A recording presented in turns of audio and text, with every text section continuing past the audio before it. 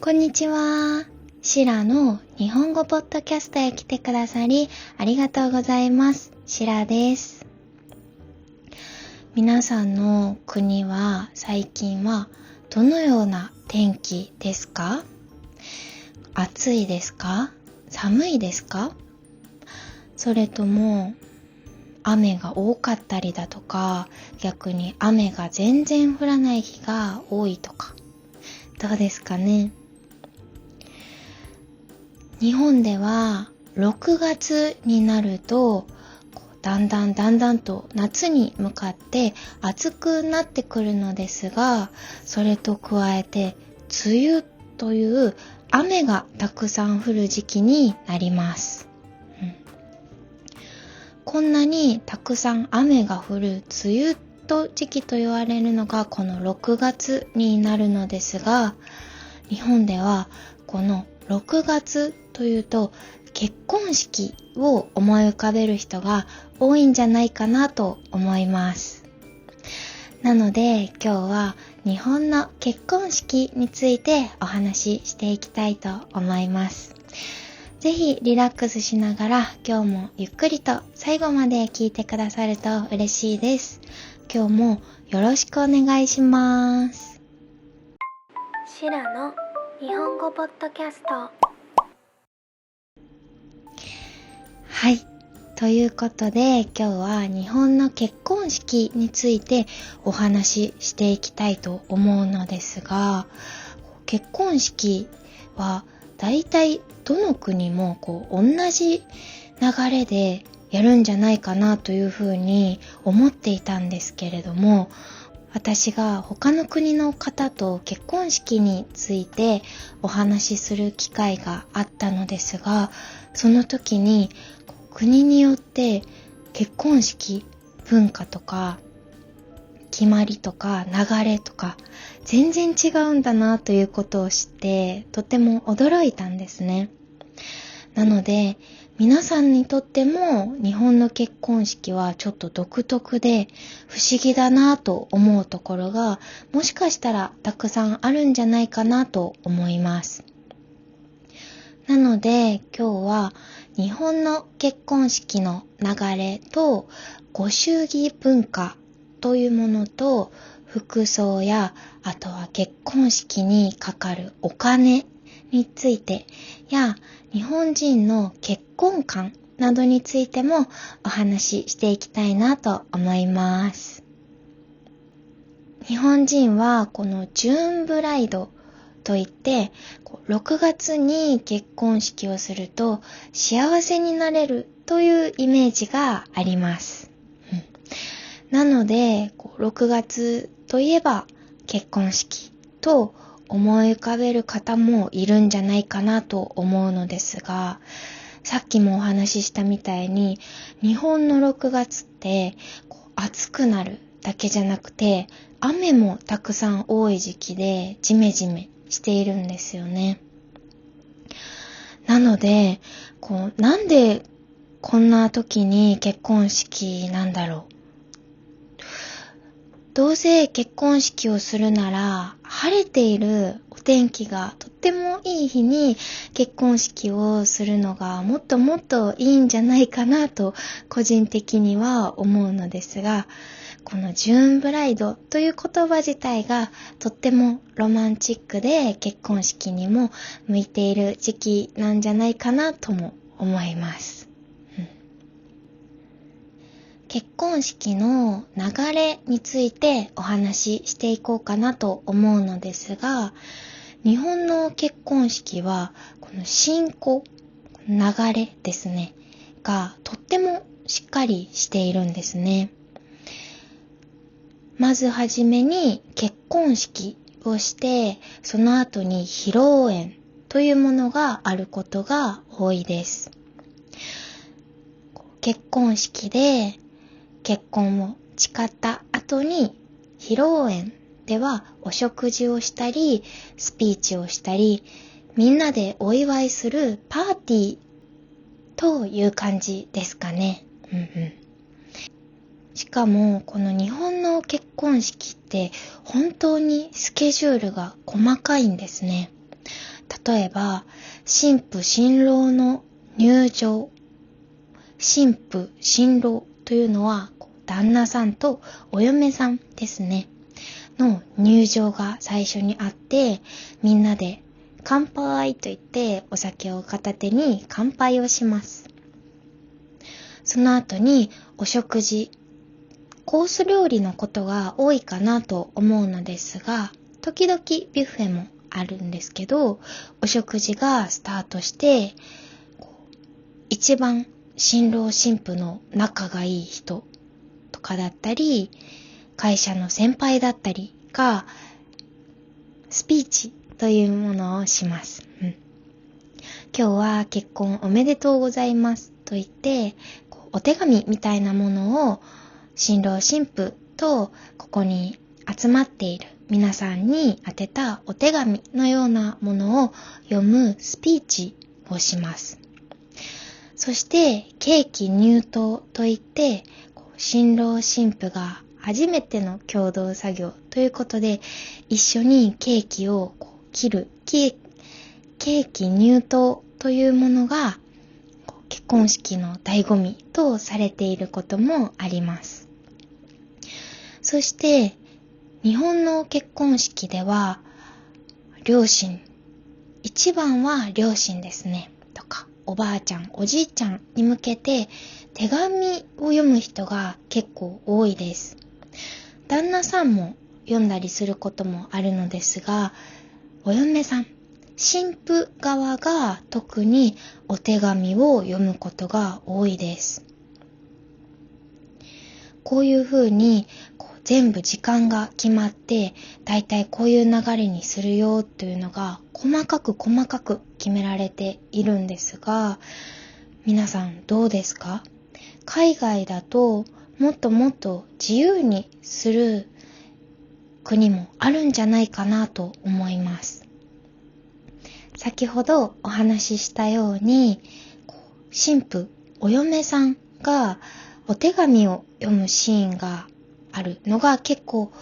日本の結婚式といえば、そこがとっても感動的な場面なのですが、皆さんの国ではそういうふうに両親、親にお手紙を読むことはありますか？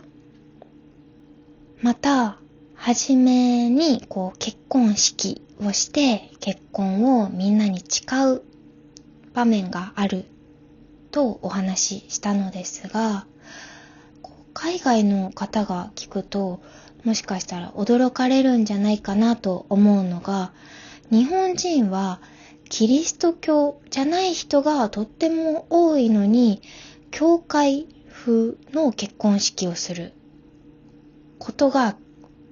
本当に多いです。結婚式といえば教会みたいに白いウェディングドレスを着たり、教会で行ったり、バージングロードを歩いたりと、洋風なウェディングをする方が結構多くて人気もあります。日本では無宗教の方もとっても多いので、宗教というよりも憧れとか雰囲気で選ぶ方も多いです。先ほど教会でする方が多いというふうにお話ししたのですが、反対にとっても日本らしく神社などで行って着物とか和装をする方も多いです。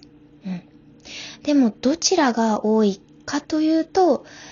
教会風で白いウェディングドレスを着る方が多いんじゃないかなと思います。そしてこの結婚式といえば外せないお話がご祝儀文化というものです。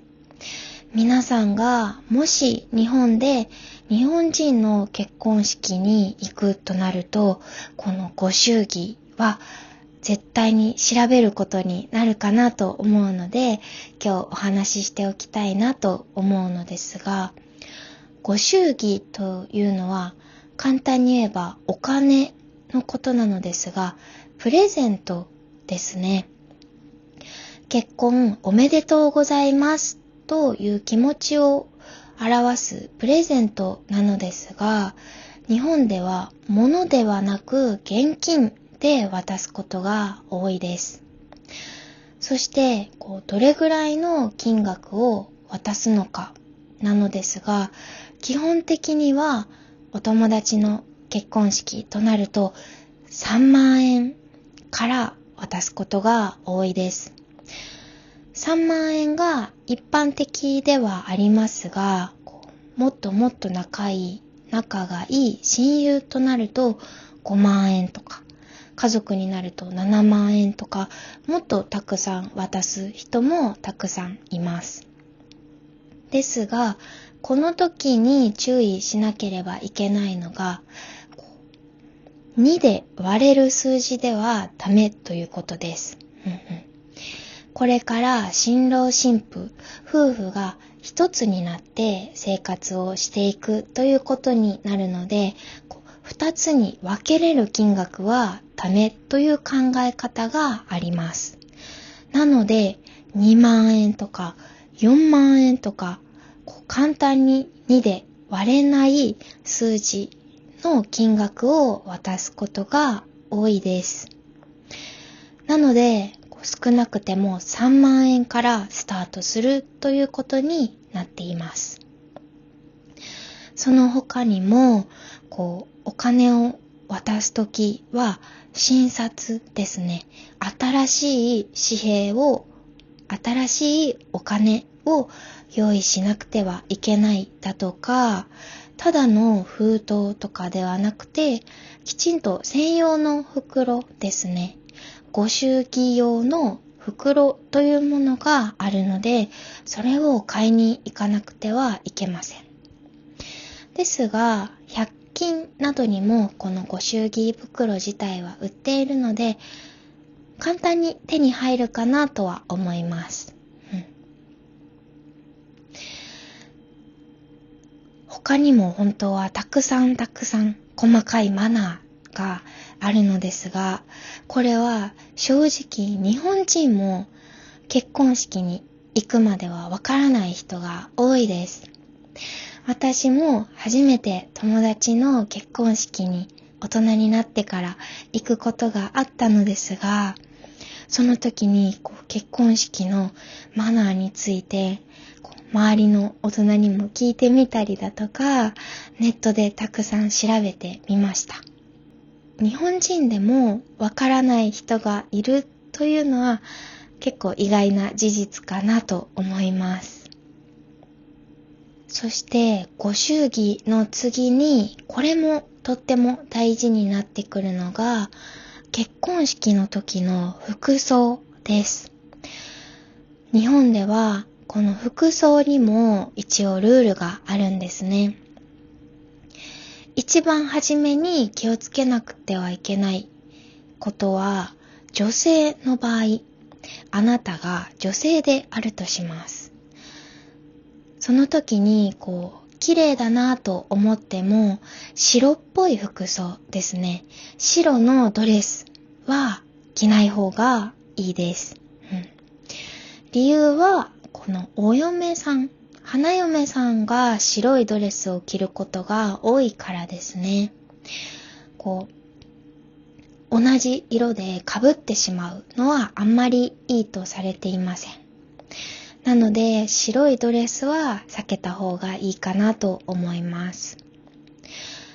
でも反対に黒いドレスは結構着ている人が多いので大丈夫かなと思います。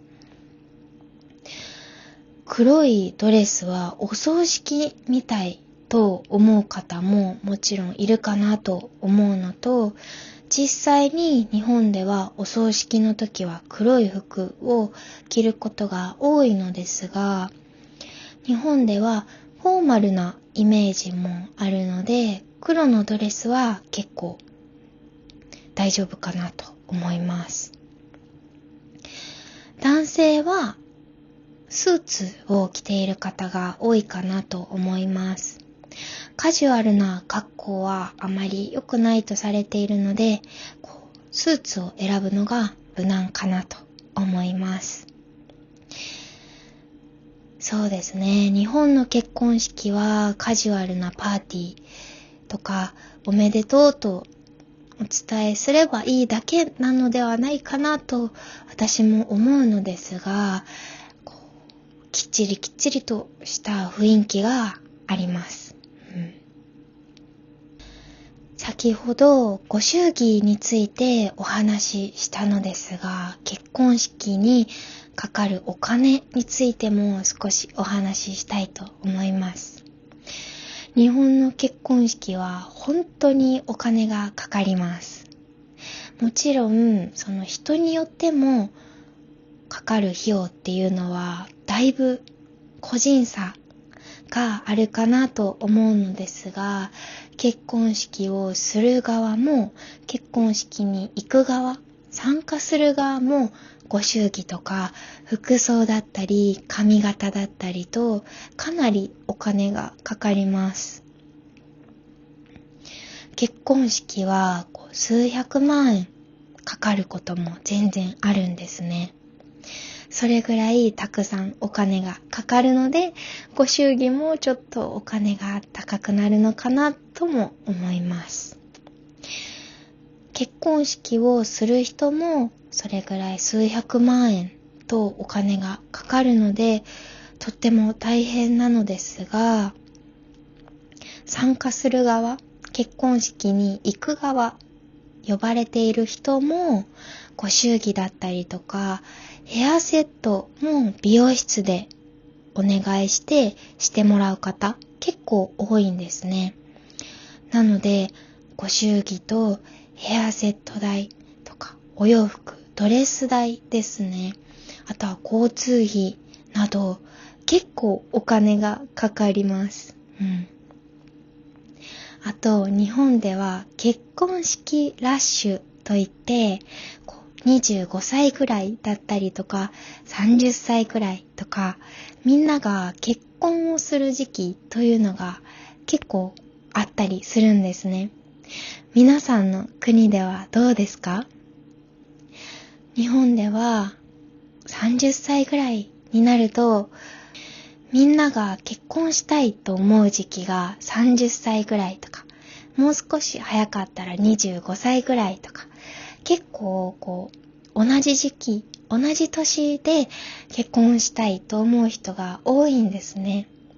なので、そういう時期のことを結婚式ラッシュというのですが、